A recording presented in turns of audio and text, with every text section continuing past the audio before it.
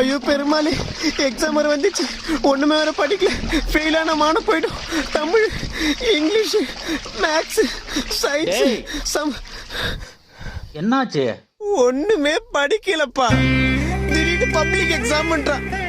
சரி படிக்கலன்னு புக்கை திறந்தா பெரிய பெரிய பேராகிராஃப்.